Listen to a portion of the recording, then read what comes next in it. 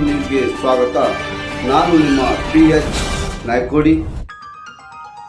ಗಂಗಾವತಿ ನಗರದಲ್ಲಿ SBI ನೇತೃತ್ವದಲ್ಲಿ ನಡೆದ ಪ್ರತಿಭಟನೆ